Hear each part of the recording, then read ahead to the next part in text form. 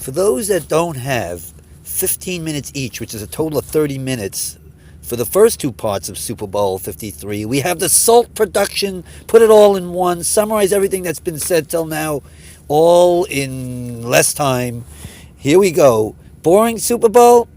Nah, I don't think so. Hey, you got to appreciate, first of all, the intensity. And then I love analyzing what exactly happened in the game. Was it solid defense, which I appreciate solid defense. I don't know about you. Or was it just bad offense? Therefore, I had to go to the all 22 view, which is why I delayed a whole week on this, because I had to watch this game not only once regular, but then watch it on all 22, where you get to see the secondary, and you get to see, is Brady missing passes, is Goff missing passes. My impressions during the game was that Brady was missing more on offense, and the Patriot offense could have done more, whereas the Rams could not have done that much more because the Patriot defense was that good. And that's exactly what the film bore out according to what I saw. Here we go. Each team had the ball 11 times. Now, essentially 11 times. Now, in the Rams 11, here we go. Now, I circled the key this time. For those that aren't watching the other ones, I circled the key parts here. 6 times they had it in the first half. I'm giving the Patriot defense full credit for 5 of those stops.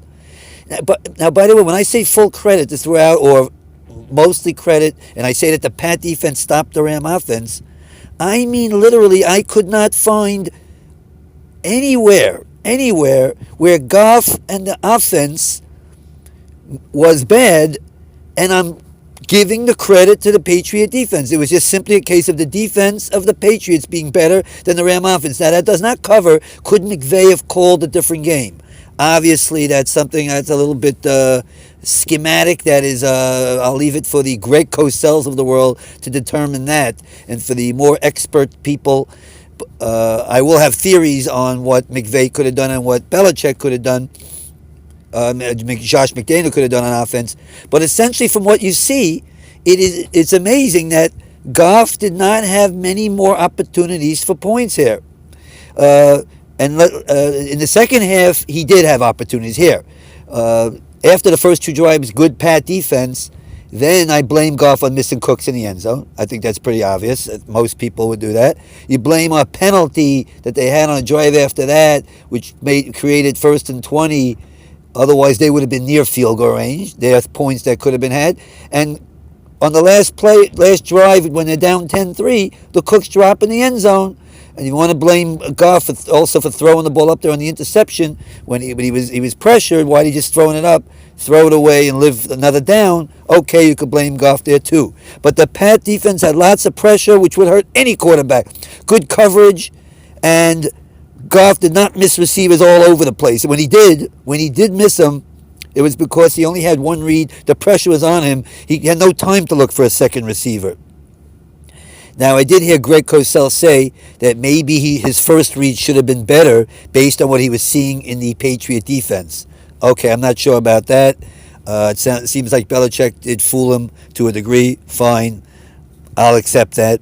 I know the running game was well below average. I know without Gurley, that Ram offense is a totally different. They're not a 30-point-a-game offense. It's ridiculous to even compare this offense without Gurley, and Gurley was surely hurt. They didn't use him in the pass game, which shows you right there that he was surely hurt. So it's not Gurley was surely hurt. That rhymes. So certainly that's not a 30-point-a-game offense to begin with. So certainly that's more of a reason for me to give the Pat defense the credit in this game. Here we go.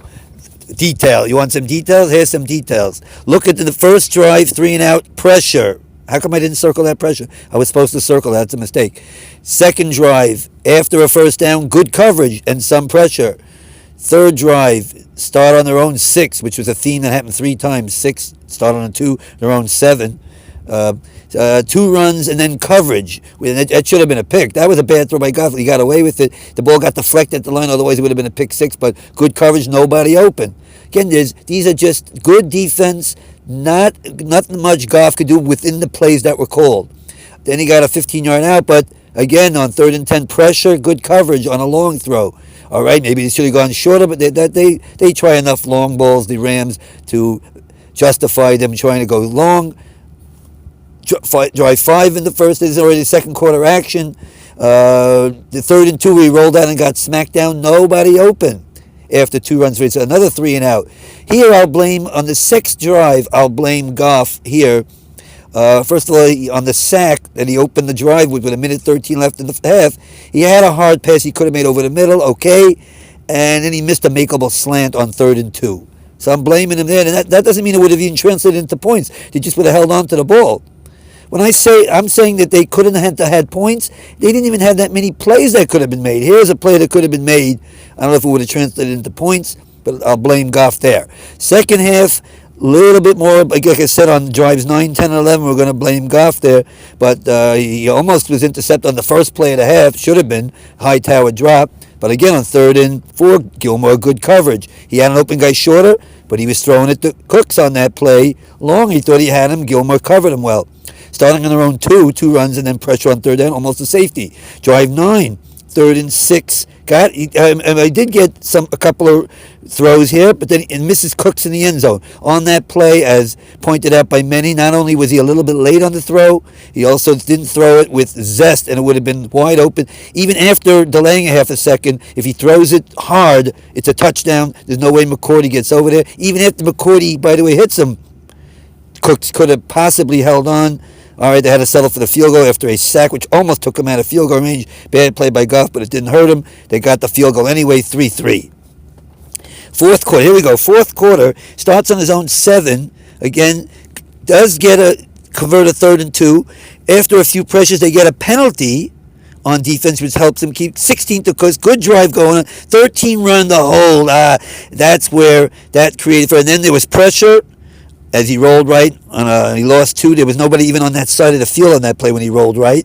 All the receivers had gone left.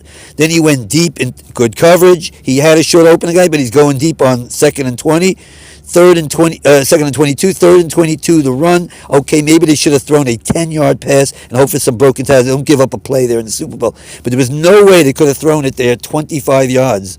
I'm telling you, it would have been more likely a sack or an interception than a completion. But yeah, Mike Francesa is right that they should have tried at least maybe a 10-yard throw and hopefully break a tackle or a screen, something like that. Drive 11 down, 10-3. We know they started well with a screen. They got a nice crossing pattern on 3rd and 9. 18 to Woods somehow. That was a difficult throw. He made it, and a difficult catch by Woods, and he made it. But then the drop in the end zone by Cooks. Should have had that. Should have been tie game.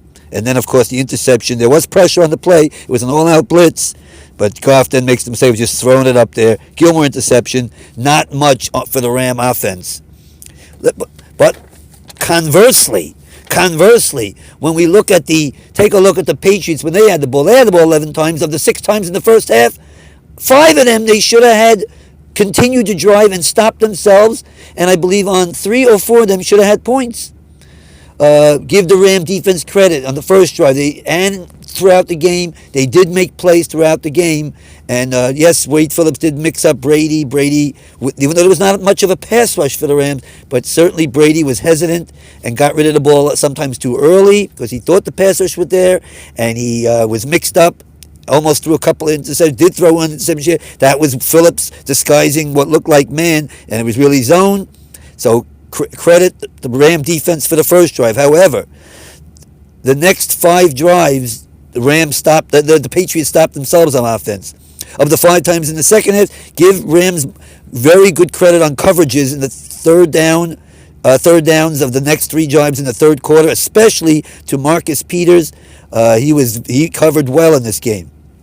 Except, I mean, of course, when he's covering element. But I'm saying he covered well on key situations on 3rd down and on 2 long throws that Brady attempted. The touchdown drive, they go wide 5 receiver spread. 2 big runs clinch it after it's 10-3 to knock the rest of the clock and get that clinching field goal 13-3. The Ram defense did not put much pressure. Okay coverage, more than I expected. It wasn't exactly great, but it was okay.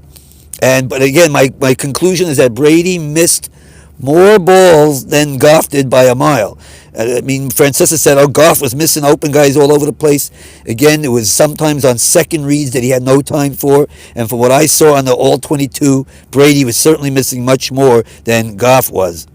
Running could have been better for the Patriots. McDaniel, again, I thought called it terrible game. Here, I said before that I'm not going to try to assess what the call, but here it was pretty obvious that McDaniel should have been calling less runs, which only created 2nd and 8s and 2nd and 7s, and gone more to those short passing game. Was open all day and should have been more open. You didn't even have to try 2 long ones, especially in that 5 receiver set. That worked so well. There would have been receivers open all throughout the game. They would have had the 38 points I expected had they done that. Let's knock it down drive by drive here. Knock it down, break it down drive by drive. Again, the interception in the where am I? Drive 1, the interception, good defense by Wade Phillips there, mixed up Brady. Then on drive 2, how did the Patriots stop themselves from there? First of all, a 3rd and 8 run. I circled that. I mean, what are you running on 3rd and 8? And they ended up missing the field goal after getting down the field. So that's 3 points missed there. Edelman twice here, the nice drive. Coverage sack. Brady on that coverage sack where he fumbled. Remember that one? Remember he had all day? He missed an open receiver, and that would have put him in field goal range. Then on 3rd and 5, good pressure from Sue on the outside pushing, incomplete. They had a punt there, even though they were close to field goal range. Points missed there. Drive number 4. Third and we got Edelman for 25. 3rd and 9, he threw short. Again, plenty of time. Why is he throwing the ball short on 3rd and 9 to Gronk? Should have held on to the ball, try to get an open receiver. Okay, give the Rams a little credit there because they did create a 3rd and 9. They did, and Brady did throw it quickly. Try 4, 3 and out, but that's a 3 and out because Sony Michel these are on their own side of the field. It's not translating into points. Just a drive. It could have kept the drive going. On a throw to Michel, first of all, Brady threw it behind him. I think that was to point him in the direction of going outside, but he didn't go outside. For some reason, he went inside. He should have gone outside. Would have had a first down. The drive would have kept going. Punt, 3 and out. Drive number 6 of the first half.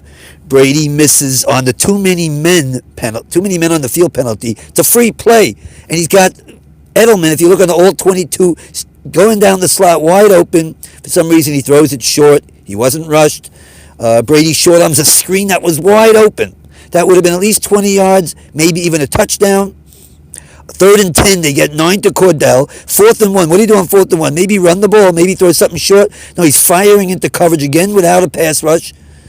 I don't understand that. There's points left on the board. That's right near field goal range at the end of the first half. So if you add it up, they should have had at least 9 to 12 points. That's at least 3 or 4 field goals there in the first half. Second half, there I'm giving the Rams on the first 3 drives here. 3rd and 2, Peters on Edelman. 3rd and 5, covered by Peters on deep to Hogan. And 3rd and 5, good coverage middle to White. 3 times on 3rd down, they got a good coverage. Give the Rams credit there. 10th drive, that's when they went to the 5 receiver. Gronk 17 on the wheel, Edelman 12. Gronk 31, that was the best throw of the game. Splitting some defenders that are around that. Gronk with a nice sliding catch. They get the touchdown 10-3. 26-yard runs and 25-yard plus runs put the game away on the last one. They get the field goal 41-13-3. What's my conclusion here? In less than 15 minutes, is that when you watch this game, the Patriots were getting more yardage. That's obvious, but they also had opportunities for more yardage. The Rams, when you see them getting very little yardage and punting 9, whatever, how many times it was, that was Patriot defense. Did Goff miss opportunities? Sure he did. But not like, he was missing, he was terrible. He was a deer in headlights. He had the look of deer in headlights. If you want to tell me he was misreading the defense, hey, look, that's a rookie trying to read a Belichick defense in a Super Bowl where they took away the Ram run by coming up there, and they then had good coverage. The Patriots had good coverage in the secondary. So if you want to tell me you want to be nitpicking that he could have had this guy on a second read here, on a second read there, fine. But mostly that's Patriot pass rush. That's Patriot good coverage in the secondary. Goff missed an open guy in the end zone. That was his main miss on that 9th drive. Let's go back to that. Where was that again? I dropped it. He missed on the 9th drive. Now you're looking at the wheel of a car. This was all being done in the car, as you may have noticed. He missed Cooks dropped the ball in the end zone on the last drive, the 11th drive. That could have tied the game. And a penalty where they shot himself in the foot with a holding penalty. By the way, that holding penalty was very, very marginal call, as pointed out by Romo and Nance. Overall, we got Patriots 13. We got the Rams 3. That's your Super Bowl 53 analysis.